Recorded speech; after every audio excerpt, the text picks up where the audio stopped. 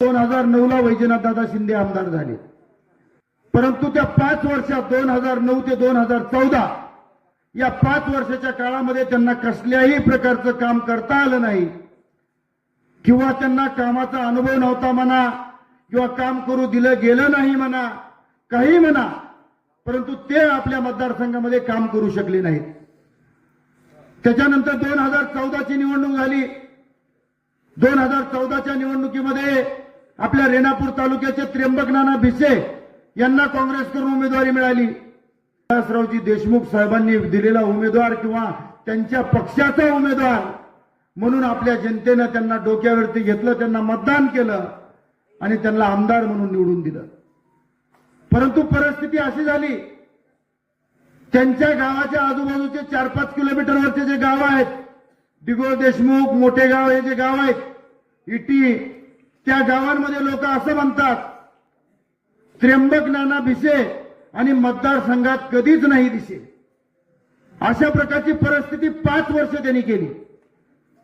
एकही उल्लेखनीय काम त्या 5 वर्षात त्यांनी केलं असं आपल्याला आठवत नाही. 4-5 लाखाचा एखादा फंड, 10-5 लाखाचा एखादा फंड कुठल्या तरी गावात दिला आणि कुठल्या तरी गावात नाही दिला, एवढीच त्यांची काय ती कामगिरी. सर्वसामान्य जनतेसाठी, शेतकऱ्यासाठी, महिलांसाठी, दीनदलित गोरगरिबासाठी कधीही त्यांनी कुठलंही काम केलेलं नाही. 2019च्या निवडणुकीमध्ये ज्या पद्धतीची सेटलमेंट झाली, गोपीनाथराव मुंडे साहेबांनी जी भारतीय जनता पार्टी फक्त लातूर जिल्ह्यात किंवा आपल्या मतदारसंघात वाढवली नव्हती, तर ते संपूर्ण महाराष्ट्रामध्ये भारतीय जनता पार्टी वाढवण्याचं काम आदरणीय मुंडे साहेबांनी केलं होतं. परंतु मुंडे साहेबाच्या पश्चात मुंडे साहेबांनी जपलेला, मुंडे साहेबांनी प्रेम केलेला हा मतदारसंघ विकण्याचं काम भारतीय जनता पार्टीच्या वरिष्ठ नेत्यांनी केलं आणि हा मतदारसंघ काँग्रेसला विकून शिवसेनेचा उमेदवार या ठिकाणी देण्यात आला. आणि अशा प्रकारची सेटलमेंटचं राजकारण किंवा अशा प्रकारचं घाणेरडी सेटलमेंट या लातूर जिल्ह्यात नाही, देशात कुठेच झाली नव्हती. ती सेटलमेंट आपल्या मतदारसंघामध्ये झाली. आणि दुसरा इतिहास झाला की आपल्या मतदारसंघामध्ये नोटाला 30,000 मतदान मिळालं. ते मतदान जगाच्या इतिहासात कधीच कुठेच मिळालं नव्हतं. अशा प्रकारचा इतिहास, घाणेरडा इतिहास म्हणायचं खरं तर, असा इतिहास आपल्या मतदारसंघाचा झाला. धीरज भैया देशमुख आमदार झालेत. विलासरावजी देशमुख साहेबांचे ते चिरंजीव आहेत, सुपुत्र आहेत आणि त्यांच्या माध्यमातून आता आपल्या भागाचा विकास होणार असं आपल्या भोळ्या बाबड्या लोकांना वाटलं. आपल्या भागातले विधानसभेत प्रश्न मांडले जाणार, आपल्या भागातील शेतकऱ्यांचे प्रश्न मांडले जाणार, आपल्या भागातील माता माऊल्यांचे प्रश्न मांडले जाणार, गोरगरिबांचे प्रश्न मांडले जाणार, रस्त्याचे प्रश्न मांडले जाणार असं आपल्याला वाटलं. तालुक्याचा किंवा मतदारसंघाचा महत्वाचा प्रश्न त्यांनी मांडलाय आणि तो प्रश्न सोडवलाय. असा एकही प्रश्न त्यांच्याकडून झाला नाही. खरं आपल्याला विधान परिषदेच्या रूपानं रमेश अप्पा कराड भारतीय जनता पार्टीचे आमदार मिळाले आणि विधानसभेचे धीरज भैया देशमुख, आणि त्याच्यामुळे आपल्याला असं वाटलं यांच्याकडून काम नाही झालं तर यांच्याकडून होईल.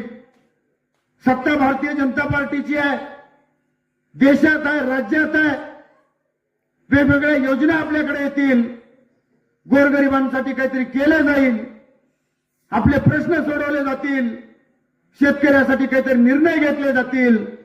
रमेश अप्पा कराड जे स्वतःला शेतकऱ्याचा पुत्र समजतात, ते शेतकऱ्यांसाठी तिथे काही प्रश्न मांडतील आणि आपल्या पदरात काहीतरी पडल अशा प्रकारची अपेक्षा आपल्याला गेल्या 5 वर्षापासून होती. परंतु ती सगळी अपेक्षा आपली फोल ठरली.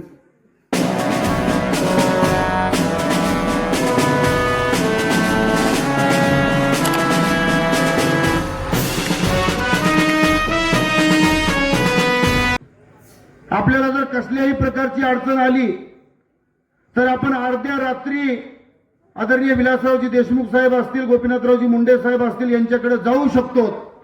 अशा प्रकारचा विश्वास आपल्या प्रत्येकाच्या मनामध्ये होता. एवढं प्रेम या दोन्ही नेत्यांनी आपल्यावरती केलं होतं. परंतु ज्यावेळेस पासून दुर्दैवाने हे दोन्ही नेते आपल्यातून निघून गेले, त्यावेळेसपासून खऱ्या अर्थानं आपला मतदारसंघ पोरका झालाय. आपल्या मतदारसंघाला कोणी वाली राहिलेला नाही, अशा प्रकारची परिस्थिती या लातूर ग्रामीण विधानसभा मतदारसंघाची झालेली आहे. गेल्या 15 वर्षापासून जर आपण बघितलं, 2009 ला लातूर ग्रामीण विधानसभेची पहिली निवडणूक झाली आणि त्या निवडणुकीमध्ये वैजनाथ दादा शिंदे आमदार झाले. खरं तर वैजनाथ दादा शिंदे आपल्याला कुणाला माहिती नव्हते. त्यांचं काम काय आहे, काम काय केलंय, काय नाही, आपल्याला काहीच माहित नव्हतं. परंतु आदरणीय विलासरावजी देशमुख साहेबांनी दिलेला उमेदवार आणि आदरणीय विलासरावजी देशमुख साहेबांनी जर समजा दगडही उभा केला तर त्याला मतदान करायचं, आणि इकडं आदरणीय गोपीनाथरावजी मुंडे साहेबांनी दगडही उभा केला तर त्याला मतदान करायचं. अशा प्रकारचा प्रघात आपल्या मतदारसंघामध्ये होता.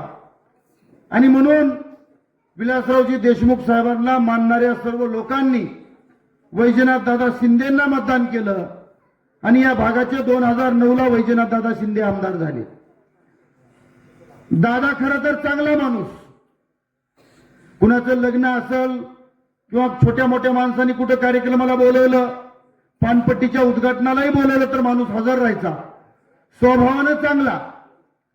परंतु त्या 5 वर्षात 2009 ते 2014 या 5 वर्षाच्या काळामध्ये त्यांना कसल्याही प्रकारचं काम करता आलं नाही किंवा त्यांना कामाचा अनुभव नव्हता म्हणा किंवा काम करू दिलं गेलं नाही म्हणा, काही म्हणा, परंतु ते आपल्या मतदारसंघामध्ये काम करू शकले नाहीत. त्याच्यानंतर 2014 ची निवडणूक झाली. 2014च्या निवडणुकीमध्ये आपल्या रेणापूर तालुक्याचे त्र्यंबक नाना भिसे यांना काँग्रेसकडून उमेदवारी मिळाली. रमेश अप्पा कराड यांना भारतीय जनता पार्टीकडून उमेदवारी मिळाली. खरं तर त्र्यंबक नाना भिसेंना उमेदवारी मिळाल्यानंतर आपला तालुका आनंदी झाला होता. आपल्याला सगळ्याला समाधान वाटलं, कारण गोपीनाथराव मुंडे साहेब जरी आपले आमदार होते तरीही ते आपल्या तालुक्याचे नव्हते. आपल्या तालुक्याचे नसतानाही त्यांचं आपल्या तालुक्यातल्या जनतेवरती प्रेम होतं, हा भाग वेगळा. परंतु आपल्या तालुक्याचा माणूस आमदार होणार याचा आनंद सगळ्यांना झाला आणि म्हणून त्या आनंदापोटी आणि विलासरावजी देशमुख साहेबांनी दिलेला उमेदवार किंवा त्यांच्या पक्षाचा उमेदवार म्हणून आपल्या जनतेनं त्यांना डोक्यावरती घेतलं, त्यांना मतदान केलं आणि त्यांना आमदार म्हणून निवडून दिलं.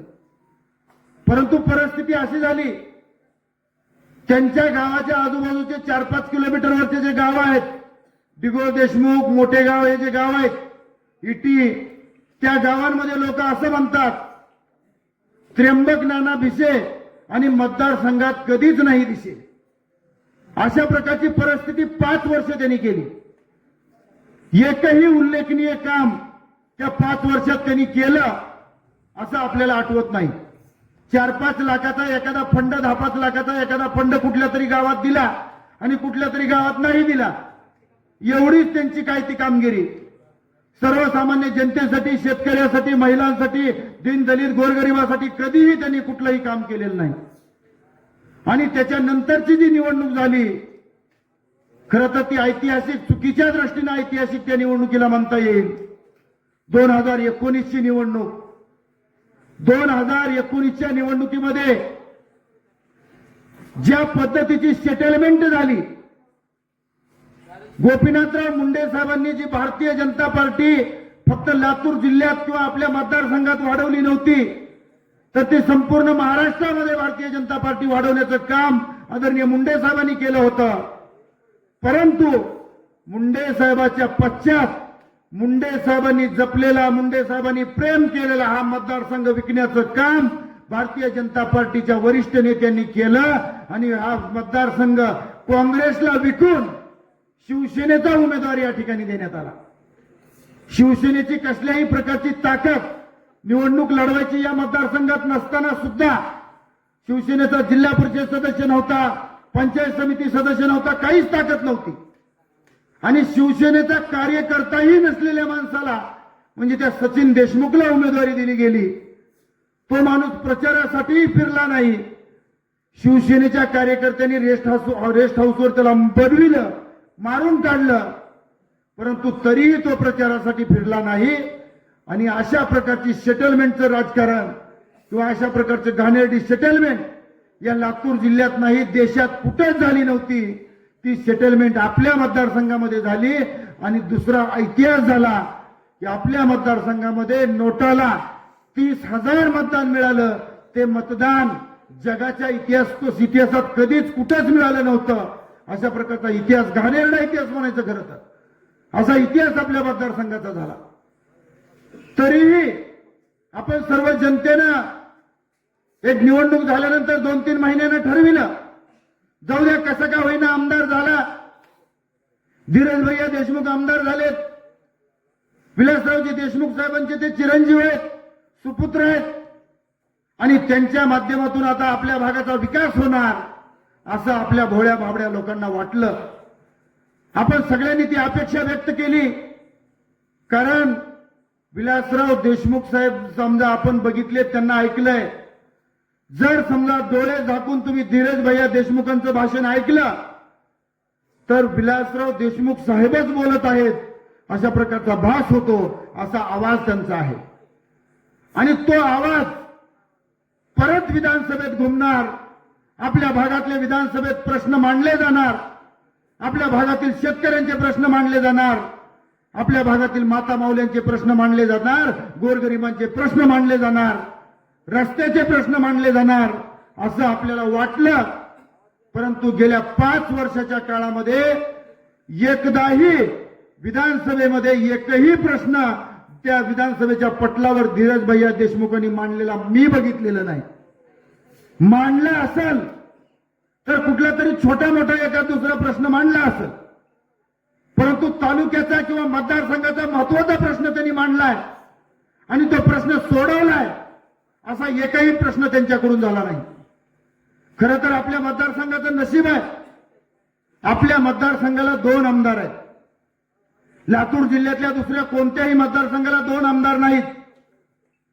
आपल्याला विधान परिषदेच्या रूपानं रमेशप्पा कराड भारतीय जनता पार्टीचे आमदार मिळाले आणि विधानसभेचे धीरज भैया देशमुख. आणि त्याच्यामुळे आपल्याला असं वाटलं यांच्याकडून काम नाही झालं तर यांच्याकडून होईल. सत्ता भारतीय जनता पार्टीची आहे, देशात आहे, राज्यात आहे. वेगवेगळ्या योजना आपल्याकडे येतील, गोरगरिबांसाठी काहीतरी केलं जाईल, आपले प्रश्न सोडवले जातील, शेतकऱ्यासाठी काहीतरी निर्णय घेतले जातील. रमेश आप्पा कराड जे स्वतःला शेतकऱ्याचा पुत्र समजतात ते शेतकऱ्यांसाठी तिथे काही प्रश्न मांडतील आणि आपल्या पदरात काहीतरी पडेल अशा प्रकारची अपेक्षा आपल्याला गेल्या 5 वर्षापासून होती. परंतु ती सगळी अपेक्षा आपली फोल ठरली.